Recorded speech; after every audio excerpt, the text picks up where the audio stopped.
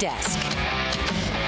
Welcome to Sideline Spotlight. I'm Big Will Levinson. Ladies and gentlemen, we have just 2 weeks left in the high school football regular season. Teams are making a final push for the playoffs and looking to make a statement ahead of the postseason. That includes Walker Valley and Sequatchie County. They faced off tonight in Dunlap in a big late season non-region clash. It's the 7-1 Walker Valley Mustangs and the 6-2 Sequatchie County Indians. Man, those uniforms are clean for Sequatchie, but this game, well, we wouldn't call it clean. Sequatchie looking like they're about to strike first, but it's a fumble. Mustangs are on it, so we stay scoreless. Now we have a punt here for the Indians, and again, over the head of the punter into the back of the end zone. Our first score is a safety. Walker Valley leads it 2-0, and yeah, there was a whole lot of defense in this game. Chase Stephens on the move, and it's picked off. Stepping in front to make the interception is Brooks McIntyre. So, ladies and gentlemen, this game would be 2-0 Walker Valley at the half. Third quarter now. Will we see some offense?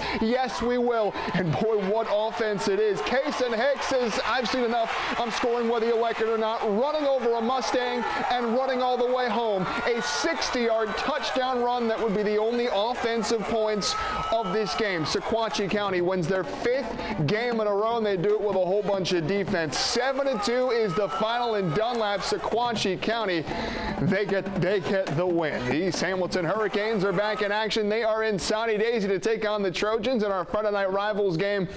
And ladies and gentlemen, watch this. Oh my goodness, Isaiah Ivy, what in the world? The one-handed catch for a 6. We have to see a replay of this.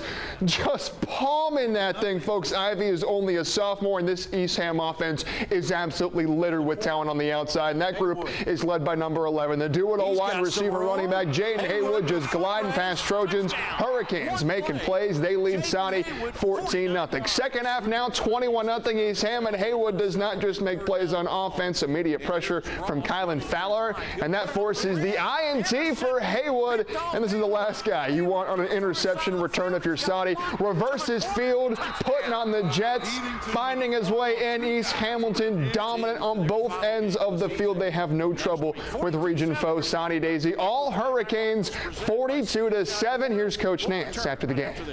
Our playmakers that we depend on to make plays and be explosive, we're that for us. So proud of them, proud of our offensive line tonight.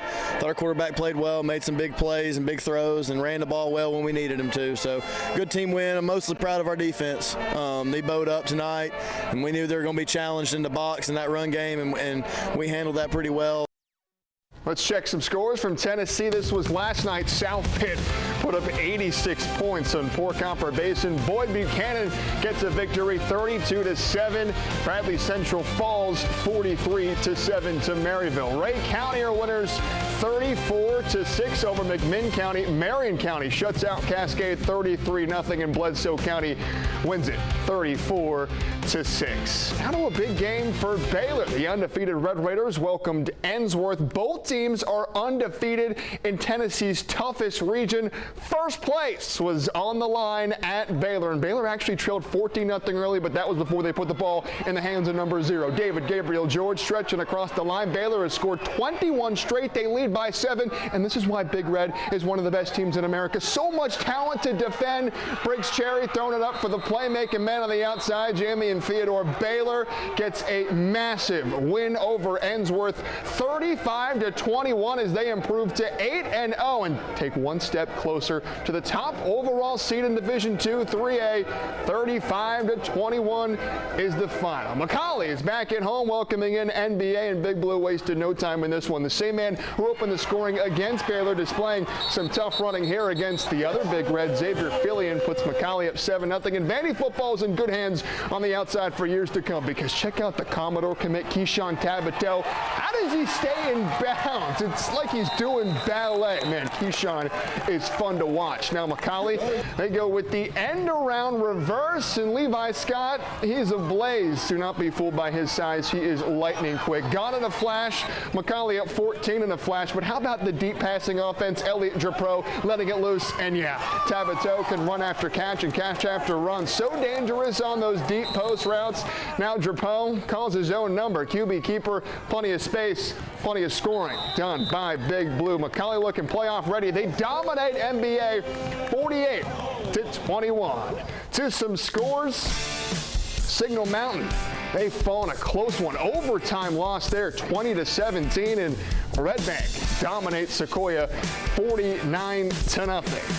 Sail Creek, they get a victory 43-14. Hickson shuts out East Ridge 34-0, and Polk County is shut out 21-0. Still ahead, a look at some big games in North Georgia. Calhoun looks to keep their momentum rolling against Heritage, and Northwest Whitfield tries to rebound after 2 straight losses.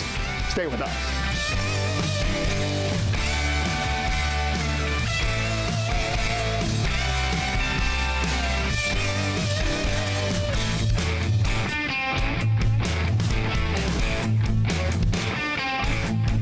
Sideline Spotlight is sponsored by Chattanooga Closet Company.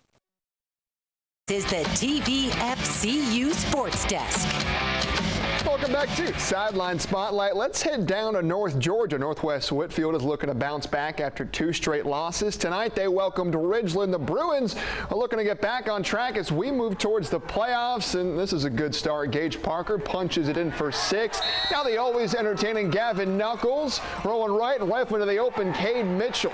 Northwest Whitfield is rolling early. Halloween a week away. The Bruins band is ready for it, as is Knuckles. Why? Because he puts fear in his opponent's eyes. I do not envy the Panthers defenders for trying to stop number 3. Deep ball on the money. Once again, it's Caden Mitchell, and once again, it's 6 for the Northwest Whitfield Bruins, 52-21. They win it. The Calhoun Yellow Jackets are rolling right now tonight. The defending champs took a trip to Catoosa County for a date with the 6-2 Heritage Generals, and Calhoun did not waste any time in this one. The score was 35-0 when our crew arrived at halftime, and that would be your final score in this one. That's 5 wins in a row for the Yellow Jackets. They return home next week to take on Lafayette in the final game of the regular season. More scores from Georgia. North Mary takes down Cahulla Creek 21-16. LFO wins a wild one, 47-44, and Chattooga takes down Dade County 28-21. Gordon Central wins it 28-11. Gordon Lee, they are winners, 45-7. Christian Heritage takes down Fannin County 24-14, and so because of Fannin County's loss and Gordon Lee's win, ladies and gentlemen, the Gordon Lee Trojans are region champions for the first time since 1978. Congrats to Gordon Lee on what has just been an incredible season for them. Let's head back to Tennessee. Silverdale hosting Notre Dame. That's a good-looking sign and some good-looking uniforms for the Seahawks. And speaking of good-looking, Silverdale's offense was looking good tonight. Cody Davenport sidestepping his way in. Silverdale strikes first, and just like we saw a couple weeks ago on Friday Night Rivals, Silverdale quarterback Connor Jenny can let it loose. How about this toss perfectly, and I mean perfectly, in stride to Cannon Rogers, who runs all the way home. What a play. But Silverdale goes back to the ground game, and why not? Because Cody Davenport has some ridiculous balance. How did he stay up here when it cost him some of his speed? But no matter, he has just enough juice to finish it off. The Silverdale Seahawks run away from the Irish of Notre Dame 62-21. Still ahead, we'll introduce you to 2 brothers who play for East Ridge and how football made their bond stronger on and off the field. Don't go anywhere.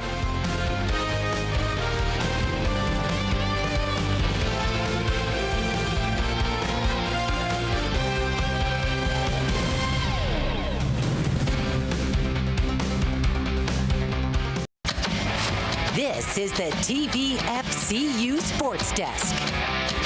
Welcome back to Sideline Spotlight. Tonight we are highlighting 2 players on East Ridge who have quite the story. Brothers Harley and Harry Strickland are both on the Pioneers football team, and as you can imagine, they have a strong bond. But that bond grew stronger when one of them got some unexpected, life-changing news. Jakai Spikes has the story. Teammates on the field. and brothers every day. I say off the field we have a great relationship. We're always pushing each other. East Ridge O-lineman and linebacker Harley and Harry Strickland made a lot of memories playing together, but one memory off the field is hard to forget. When Harley got diagnosed with a blood disease named ITP. My body would just bruise to it super heavily, and I could just have super bad nosebleeds, and potentially it would end badly and just die if I got hit hard enough. Harley says that diagnosis at such a young age made it hard to feel like a normal kid. I couldn't play the rec sports I wanted to play and everything.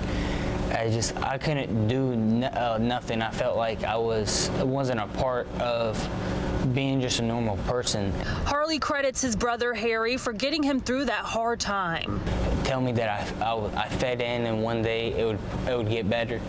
And I think that's what helped me push through and just get past feeling belittled than everybody, and just being a regular human functioning being again. It was hard for Harry to see his brother suffer silently. Along the way, he tried to hold him accountable with his condition. For instance, he has like a weird bruise. I always make sure he is fine, doesn't have to make sure he doesn't get checked out if it looks too bad or nothing. His words of wisdom has helped carry me through life a whole lot. Like I said, he tells me to take every day like it could be my last. But being brutally honest about getting help also caused some friction between the brothers. When I would tell him what to do and stuff, he would get mad, but he'd still understand. But the older the brothers got came maturity. Sometimes separate our feelings from what's really going on. He is truly a built-in best friend. Me and him just have a super good connection. And now that Harley is doing better and back on the field, one time we made like this duo sack, and me and him just got up and hugged each other. It was just a very great experience. from East Ridge, I'm Jakai Spikes, News Channel 9. Boy, great story there. Thank you so much, Jakai. Head to newschannel9.com to watch Harley and Harry Strickland stories again and other Sideline Spotlight features. We look ahead to tomorrow's slate of college football. Next, Alabama is back in action after a historic 4-game run, and UTC looks to build momentum after last week's epic comeback.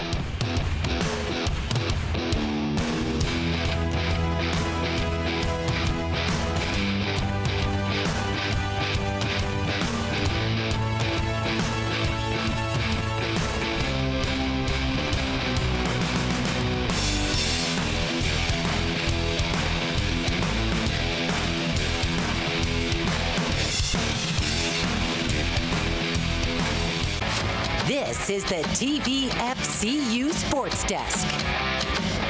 Talks from college football. Alabama just became the first SEC team ever to win 4 consecutive games, all against AP top 25 teams without a break. Tomorrow, they take on unranked South Carolina. The Gamecocks have struggled this year, but last season the Tide only beat them by 2 points in Tuscaloosa. Coach Kalen DeBoer is proud of what his team has done the past 4 games, but he says they can't lose focus. There is momentum. There's things that we're doing well.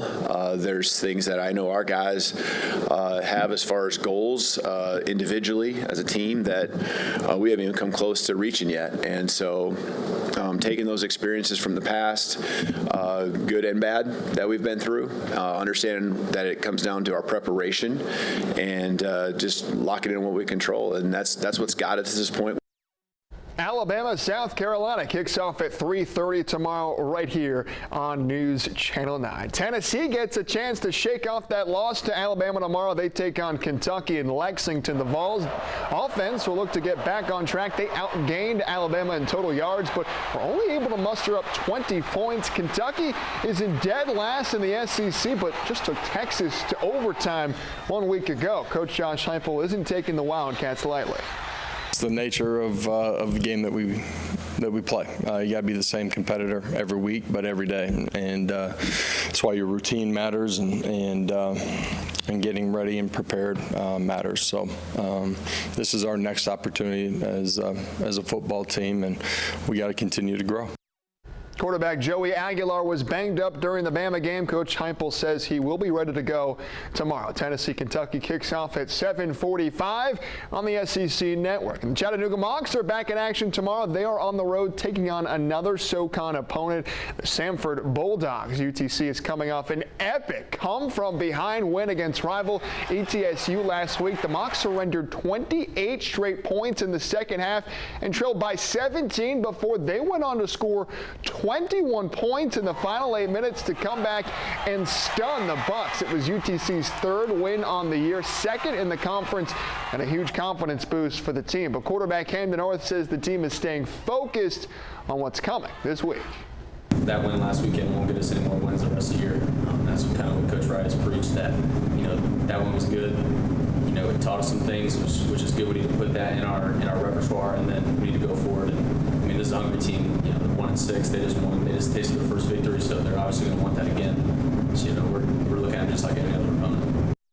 UTC Samford kicks off at 3:30 on ESPN+. That's a wrap on another Sideline Spotlight, ladies and gentlemen. Next week, it's Halloween, and it's the final week of the regular season. Get ready for that. A big thanks to our outstanding crew who makes all of this happen, and a big thanks to you for being here with us.